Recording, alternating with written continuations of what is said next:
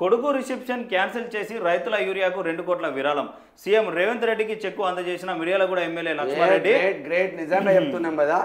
Miryalaguda MLA Battula Lakshma Reddy తన కొడుకు బత్తుల సాయి ప్రసన్న వెన్నెల దంపతుల రిసెప్షన్ కోసం ఖర్చు చేయాలనుకున్న 2 కోట్లు సీఎం రిలీఫ్ ఫండ్ కు అందజేశారు.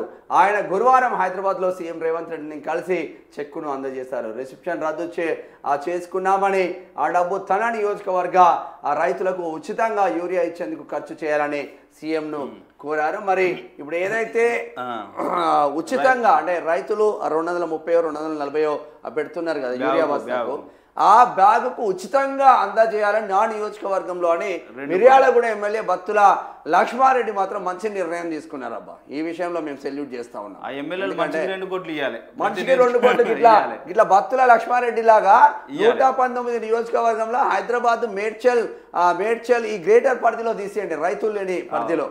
మిగతా వాళ్ళు లక్ష్మారెడ్డిని నిజంగా మీరు ఆదర్శంగా తీసుకోవాల్సిన అవసరం అవుతుంది. చూడాలి ఏ రైతుల మీద ప్రేమ ఉన్నది. మిర్యాలగూడ ఎమ్మెల్యేని ఆదర్శంగా తీసుకోవాలి మీరు. అంతే. 2 కోట్లు ఇచ్చుడంటే ఆశామాషం వచ్చేదేం కాదు. 2 లక్షల చిల్లర 2 లక్షల చిల్లర వాళ్ళకి వచ్చే జీతానికి 2 కోట్లు ఇచ్చుడంటే ఆశామాషం. మళ్ళీ అందులో కొడుకు పెళ్లి ఎవడైనా ఘనంగా చేయాలనుకుంటారు, కొడుకు పెళ్లి రిసెప్షన్ ఒక రేంజ్ లో చేయాలనుకుంటారు ఎమ్మెల్యే స్థాయిలో ఉన్న వ్యక్తి. అటువంటిది కొడుకు రిసెప్షన్ క్యాన్సిల్ చేసుకొని రైతుల కోసం ఇచ్చిందంటే రైతు పక్షపాతిగా ఇక్కడ మిర్యాలగూడ ఎమ్మెల్యే ముద్ర పడడం అనడంలో ఏమాత్రం సందేహం లేదు. దానికి ముందు నుంచే మిర్యాలగూడ ఎమ్మెల్యేకు మంచి నేమ్ ఉందబ్బా.